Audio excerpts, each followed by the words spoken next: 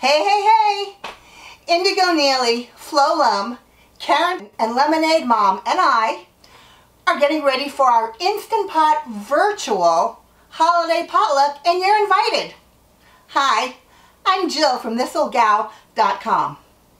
I wanted you to be able to sit back and relax at your holiday potluck, so I have created a super easy and fabulous cranberry spice couscous recipe.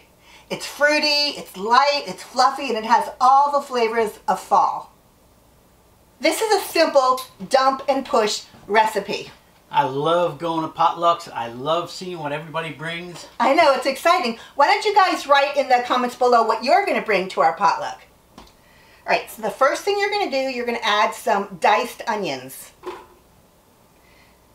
Next, you're going to add diced red pepper. Now we're going to add butter or margarine to keep this recipe parve. Can you explain that to us? Oh, of course. I'm glad you asked. Parve means neither meat nor dairy. So kosher people who are going to various potlucks can be sure to eat this recipe. This recipe is parve. You can eat it with a meat main course or a dairy main course. This is neither, so it goes with either. Alright, so now we're going to add some sea salt. Next we're going to add, and these are the flavors of fall, we're going to add a little bit of cardamom, a little bit of allspice, and some ground cinnamon. Just dump that right in. Don't add whole cardamom seeds, because if you've ever bitten into one of them, you know how nasty that is. I love to use whole cardamom seeds and cinnamon and whole allspice if I'm cooking at home. What I would do is I would heat the pot, add some oil, and then let it toast, and then add the rest of the ingredients. Oh, you could do that. Right. Next we're going to add dried cranberries and white raisins. The cranberries are a little bit tart, so we've added white raisins for the sweetness. Dump that in. Everything goes right into the pot. Couldn't be any easier. Next we're going to add orange juice. Pour that into the pot. And now we've got our liquid. This gives it the nice fruity flavor. So I want to make sure that you remember to check the blog post, because it will give you all the tips and tricks of what I'm doing here, and I'll explain more about the parve and all of that, and it'll give you the exact ingredients and measurements. Also, don't forget to subscribe to YouTube and follow me on Facebook so that you will get all the current recipes. The last thing we're going to do is to add couscous. I'm using the North African variety, a tricolor, but if you want to use Israeli or pearl couscous, go right ahead. So dump that into the pot, just kind of spread it around like that. That's all you do. Now we're going to lock on the lid. I'm going to close the pressure valve, and I'm going to set the time to 0. Yes, 0. That is correct. So 20 minutes before your potluck's going to start, set up your IP, plug it in, and push the button. That's all you have to do. You can use any pressure cooker, Instant Pot, Go Wise, Milty, whatever you like.